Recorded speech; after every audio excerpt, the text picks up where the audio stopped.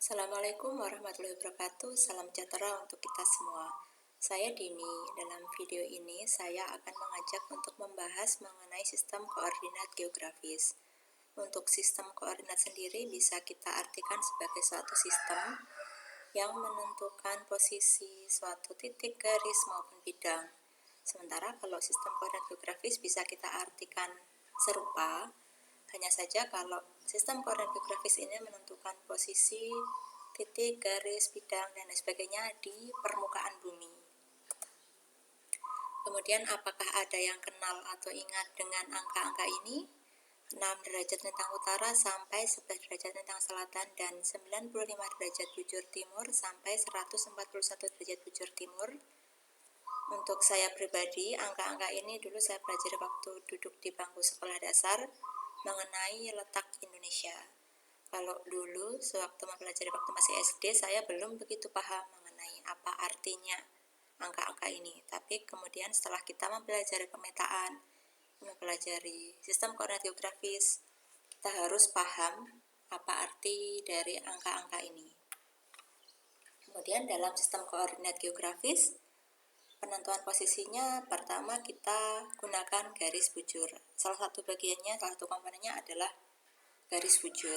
Disebut juga dengan garis meridian atau longitude, atau biasa disimbolkan dengan alfabet Yunani lambda.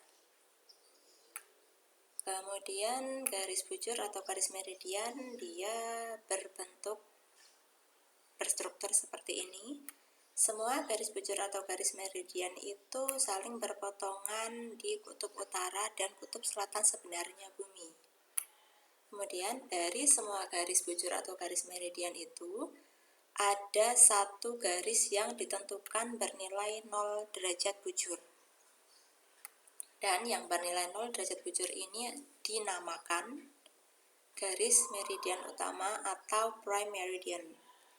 Nah, kemudian dari meridian utama ini ke arah timur adalah garis-garis bujur timur yang bernilai positif, dan dari meridian utama ke arah barat adalah garis-garis bujur barat yang bernilai negatif. Kemudian ada tambah lagi, kalau meridian utama ini melewati kota Greenwich yang ada di Inggris. Selanjutnya untuk nilai dari garis bujur atau garis meridian. Tadi untuk 0 derajat bujur itu adalah meridian utama, sedangkan untuk lawannya yaitu 180 derajat bujur itu disebut dengan anti-meridian. Jadi garis-garis bujur timur adalah garis-garis yang terletak dari meridian utama ke arah timur sampai garis anti-meridian. Kemudian garis-garis bujur barat terletak pada meridian utama ke arah barat sampai dengan anti-meridian. Selanjutnya yaitu garis lintang, disebut juga dengan garis paralel karena mereka semua saling sejajar satu sama lain. Kemudian disebut juga garis latitude atau biasa disimbolkan dengan alfabet Yunani V. Kemudian berikut adalah struktur garis-garis lintang, dan di garis lintang itu ada salah satunya yaitu garis ekuator atau garis khatulistiwa, yaitu garis yang membagi wilayah bumi bagian utara dan selatan sama besar. Garis ekuator ini ditetapkan bernilai 0 derajat lintang. Kemudian dari ekuator ke arah utara adalah garis-garis lintang utara yang bernilai positif. Dari ekuator ke arah selatan terdapat garis-garis lintang selatan yang bernilai negatif. Kemudian untuk nilainya, untuk besarnya, garis lintang mulai dari 0 derajat sampai dengan 90 derajat lintang utara jika ke arah utara, dan ke arah selatan sampai 90 derajat lintang selatan yang ke arah selatan. Jadi tidak mungkin ada garis lintang yang besarnya lebih dari 90 derajat. Kemudian 90 derajat lintang utara ini adalah lokasi kutub utara sebenarnya bumi, dan 90 derajat lintang selatan adalah lokasi kutub selatan sebenarnya bumi.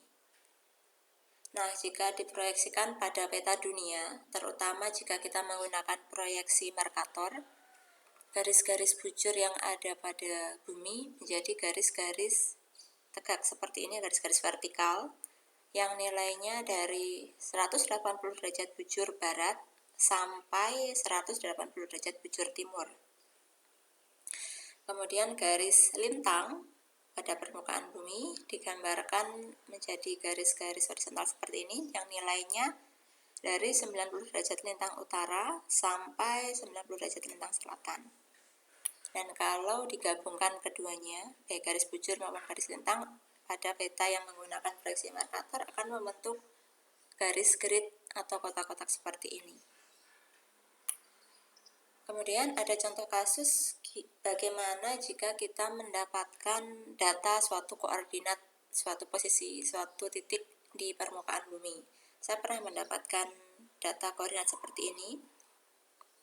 Setelah ditelusuri lebih jauh, didapatkan informasi bahwa yang 110, sekian-sekian ini adalah bujur, dan yang negatif 7, sekian-sekian ini adalah lintang. Nah, berarti bisa kita simpulkan bahwa nilai bujurnya adalah 110,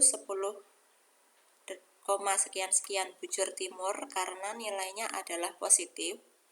Kemudian untuk lintangnya bisa kita simpulkan jadi 7, sekian-sekian lintang selatan karena nilainya negatif.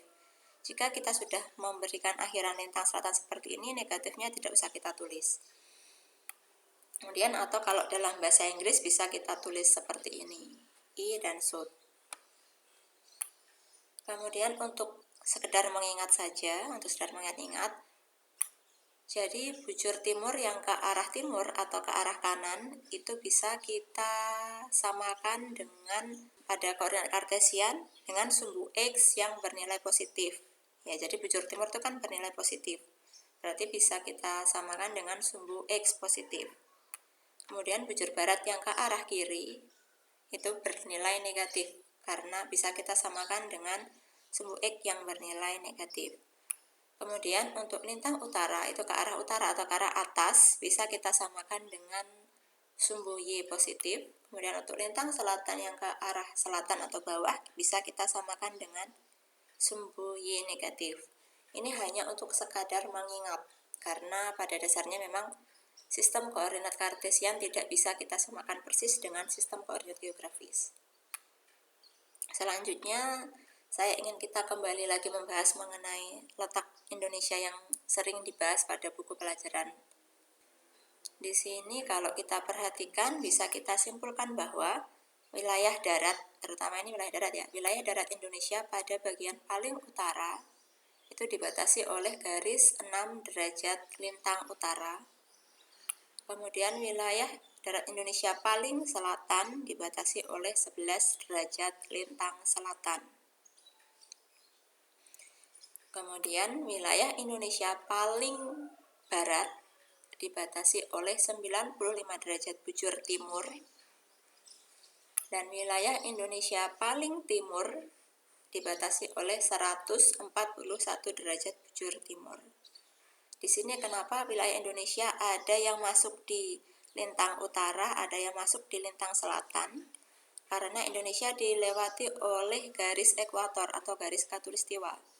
Sehingga ada yang masuk ke lintang utara yaitu di utaranya ekuator, ada yang masuk ke lintang selatan yaitu selatannya ekuator. Kemudian semua wilayah Indonesia itu masuk bujur timur ya. Jadi dari paling barat sampai paling timur itu semuanya masuk bujur timur karena seluruh wilayah Indonesia itu berada di timurnya garis meridian utama. Jadi tidak ada wilayah Indonesia yang masuk di bujur barat. Nah, jika kita sudah mempelajari tentang sistem koordinat geografis ini, akan sangat berguna jika selanjutnya kita mempelajari mengenai sistem koordinat proyeksi, misalkan UTM maupun TM3. Maupun kita bisa mudah mempelajari tentang transformasi koordinat, yaitu jika kita punya koordinat geografis, kemudian ingin kita rubah nilainya ke dalam sistem koordinat UTM, atau sebaliknya. Selanjutnya kita bisa juga lebih mudah dalam memahami kartografi atau pemetaan. Kita juga akan lebih mudah dalam mempelajari georeferensi, juga akan lebih mudah dalam mempelajari penentuan posisi menggunakan GNSS atau biasa kita kenal dengan GPS dan lain-lain. Sistem koordinat geografi sendiri adalah salah satu yang harus dipelajari, harus dipahami terlebih dahulu jika kita ingin mempelajari ilmu-ilmu yang terkait dengan pemetaan dan sebagainya. Demikian video yang sudah dibuat. Mohon jika ada ingin ditambahkan, mohon ditambahkan pada komentar. Semoga video ini memberikan manfaat yang sebesar-besarnya.